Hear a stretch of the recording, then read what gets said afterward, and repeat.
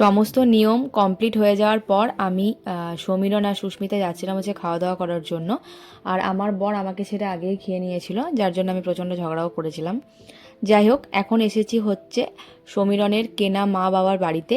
এখানেও একটা মজার মানে খুবই মজার রিচুয়ালস আছে, যেটা হচ্ছে আমরা আগে এসে গেছি, এসে সুস্মিতাকে লুকিয়েছি, আর এখন সমীরণ হচ্ছে সুস্মিতাকে খুঁজবে।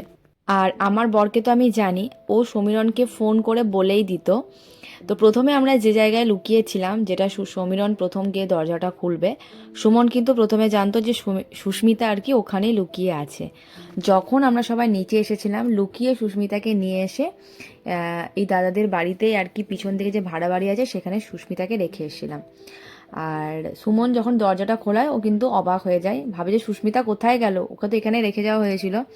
তো চলো এরপর তোমরা অরিজিনাল ভয়েসে শোনো, তোমাদের শুনতে বেশি ভালো লাগবে। এই ভেতরেই আছে। না, এটা তোমার স্টোর রুম। ভেতরে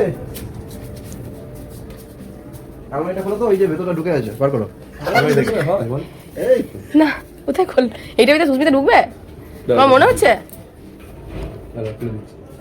এটার ভিতরে সুস্মিতা ঢুকে যাবে? হ্যাঁ, ওইটা ভিতরে ঢুকে যাবে।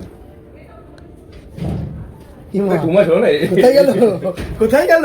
কোথায় গেল? তুই যে কালপিট সেটা আমরা জানি, ঠিক আছে? সুমন, 11 বছর তোমার সঙ্গে সংসার করছি। তো যাই হোক, শেষমেশ সুস্মিতাকে খুঁজে পাওয়া গেছে আর কি। আর এখন আর কি কাকিমা এখানে সুস্মিতাকে আলতা পড়াচ্ছিল, মানে এটা ইনি হচ্ছেন আর কি সমীরণের কেনা মা। তো তারপরে আর কি মিষ্টি খাইয়ে আর কি আশীর্বাদও করলো। তারপরে আর কি আমরা ফিরে এলাম, সুস্মিতা আর সমীরণ বাইকে এলো, সুমন একটা দাদার গাড়িতে এলো, আর আমরা সবাই হেঁটে হেঁটে এলাম। বেশি দূর রাস্তা ছিল না।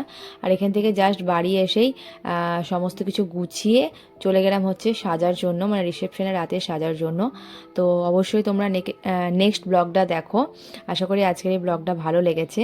আর এই কনসেপ্টটা মানে আমার ছিল আর কি, সুস্মিতাকে আমি বললাম, ওদের ইচ্ছা ছিল না বিয়ের পর আর কি একসাথে আসার, মানে বিদায়ের সময় বাইকে করে।